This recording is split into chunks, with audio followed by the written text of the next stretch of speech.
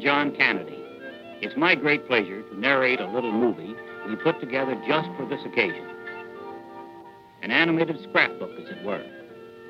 It hits some of the highlights in the career of Cortlandt Gross and some growth milestones of the Lockheed Corporation.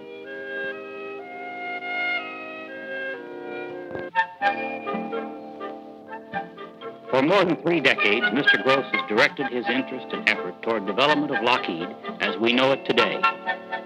Let's go back a few years. In the late 20s, Mr. Gross joined his brother Robert in forming the Viking Flying Boat Company in New England. With this venture, the Gross romance with aviation began. The Depression wiped out the demand for flying boats, but Cortlandt remained in the East while his brother headed for California. In this U.S. District Courthouse in Los Angeles in June of 1932, Robert Gross and a group of associates purchased assets of the bankrupt Lockheed Aircraft Company. Lockheed Aircraft Corporation began with $40,000 and a determination to succeed. While Cortlandt manned the New York office, brother Bob ran Lockheed from a former ranch house next to the Burbank factory.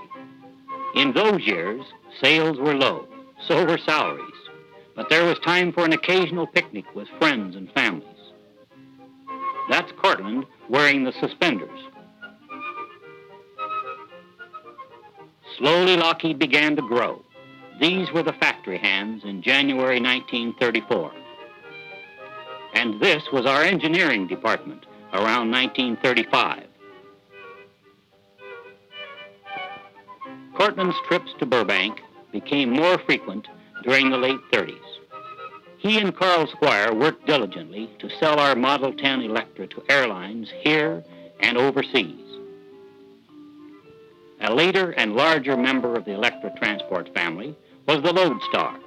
There were more sales, more satisfied operators, and interesting passengers.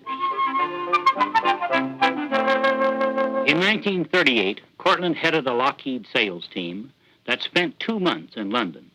They worked out a $25 million contract with the British for 250 Hudson bombers, the largest order ever received up to then by any American aircraft manufacturer. Lockheed worked around the clock to produce the Hudsons the British so desperately needed.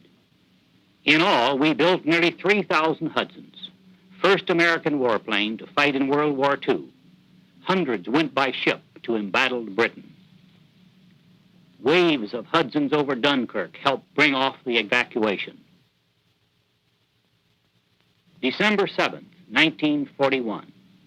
A quiet Sunday morning at the Lockheed plant in Burbank. After the news of Pearl Harbor, the Gross brothers and their associates spent the day in urgent conferences. The following day, stunned employees went to work and adjusted as best they could to a factory on full wartime footing. Cortlandt had moved by now from New York to Burbank to become president of our Vega subsidiary. These were the years of Rosie the Riveter. The P-38s and other Lockheed planes that Rosie helped to build served in almost every war theater. Sinking rivets on the home front was glamorized by frequent visits by stars of show business. Here's songbird Frances Langford. Show people helped boost production and morale. Cortlandt, too, did everything he could for wartime morale, like stopping in to kibitz with Lockheed bowling teams and hosting receptions for men in uniform.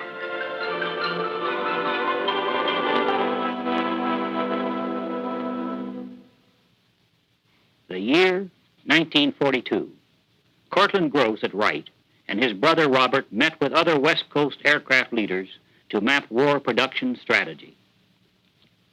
E for excellence in the war effort, the seemingly impossible had been accomplished. Then it was all over. And once again, overnight, Lockheed found itself facing new challenges. Management focused on new markets and new products, like our graceful Constellation transport. And Lockheed ushered in the jet age with the F-80 Shooting Star. Here, Cortlandt discusses a test flight with Tony LeVere and production executive Mort Bach. In early post-war years, F-80s set new world speed marks. 1946, the year of the truculent turtle, the famous Neptune that flew 11,236 miles nonstop in 55 hours and 17 minutes, a record unchallenged for many years. Cortlandt and Robert Gross encouraged open house programs for employees and their families